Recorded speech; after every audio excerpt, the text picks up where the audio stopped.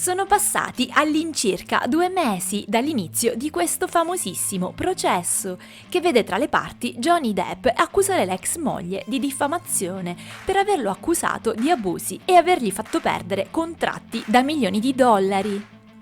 Johnny non chiede altro che la verità, conscio del fatto che la sua carriera è oramai vorticosamente declassata, ha voluto però far conoscere al mondo la sua verità. Ci ritroviamo dunque alla conclusione del processo, dove gli avvocati di entrambe le parti espongono per l'ultima volta tutte le motivazioni secondo le quali i loro clienti avrebbero ragione.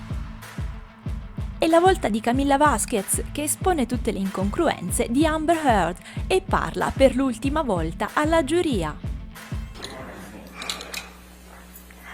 On May 27th, 2016, Ms. Heard walked into a courthouse in Los Angeles, California, to get a no-notice ex-parte restraining order against Mr. Depp, and in doing so, ruined his life by falsely telling the world that she was the survivor of domestic abuse at the hands of Mr. Depp.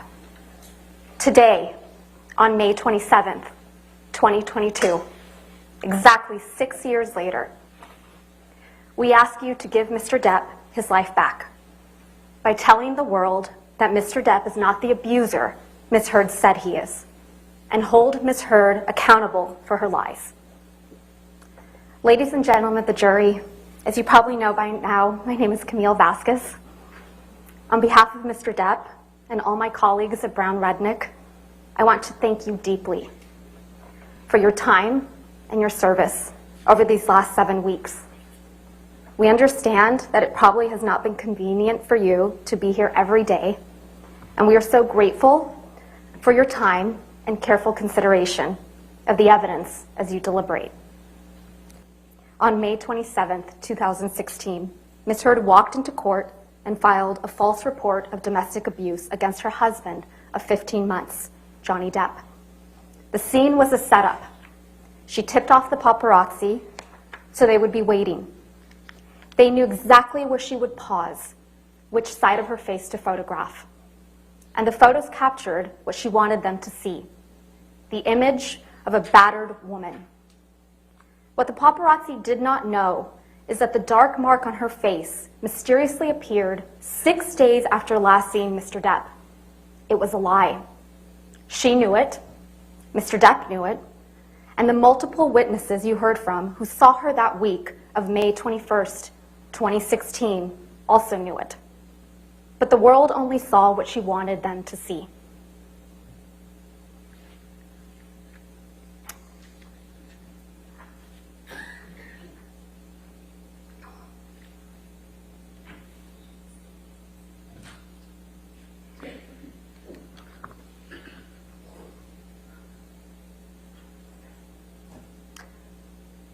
Two years later, when promoting the biggest role of her career until this trial, Ms. Heard presented herself to the world as a public figure representing domestic abuse.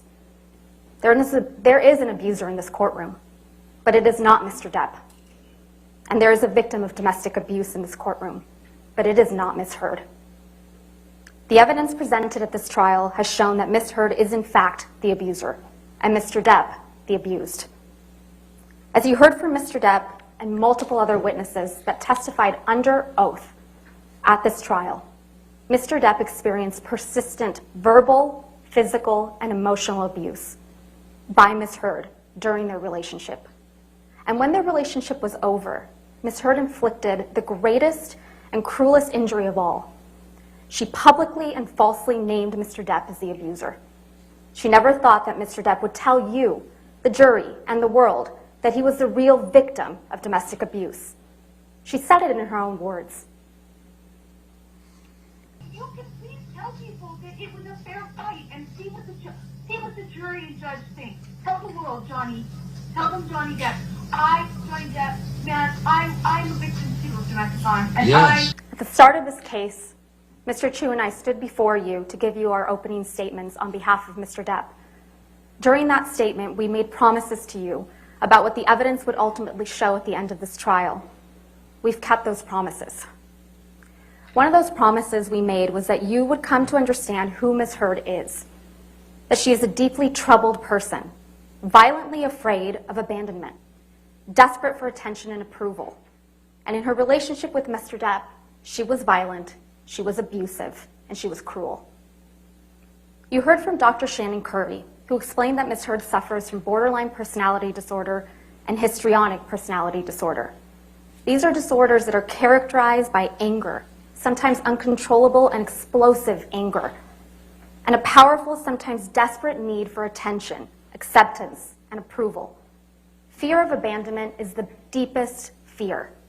A person with these disorders will suffer from dramatically fluctuating moods and can sometimes be violent and aggressive.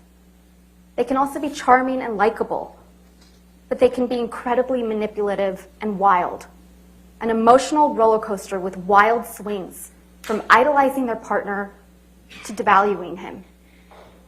In fact, you saw that when she completed testing with her own forensic psychology expert, Dr. Don Hughes. Miss Heard self-reported that she felt like she had 3 or 4 different personalities, and that sometimes her temper would explode and she'd completely lose control.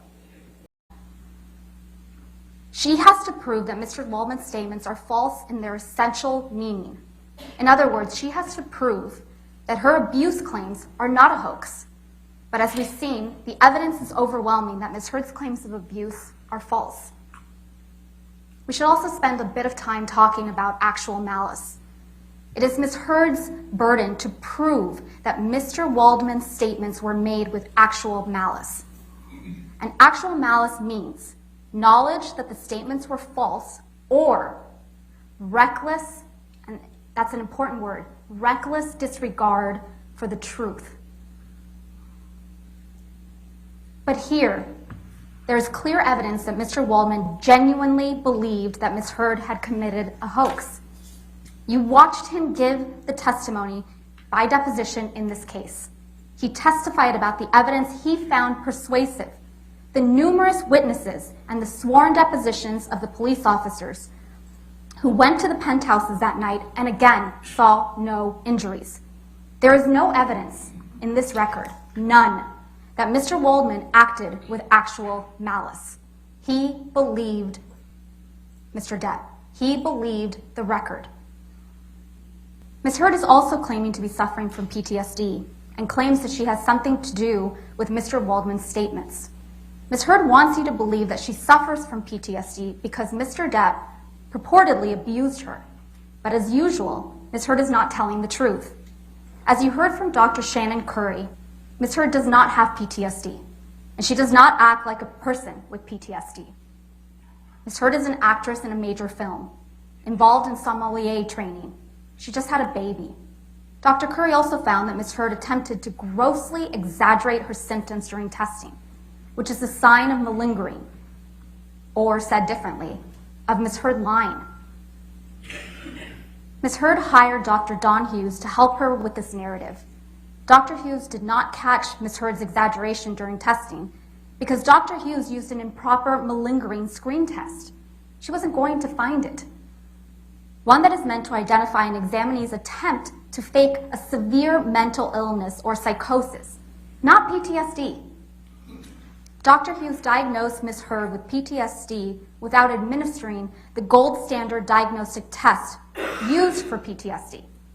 She diagnosed her, think about that, she diagnosed her with PTSD before administering the test she admitted was the gold standard. 2 years after diagnosing Ms. Heard with PTSD, and shortly after Dr. Curry administered the gold standard diagnostic test in her evaluation of Ms. Heard, but before it was disclosed, Dr. Hughes decided to administer the gold standard, finally. Nevertheless, even after Dr. Hughes used the proper test, there were a number of deficiencies in her administration of that test. You saw them, including her failure to even follow the instructions that render her diagnoses unreliable. Lunedì sarebbe dovuto esserci il verdetto finale, ma in Virginia è festa nazionale, per cui potrebbe essere rimandato a martedì 31 maggio. Secondo voi, a quale verità la giuria sceglierà di credere?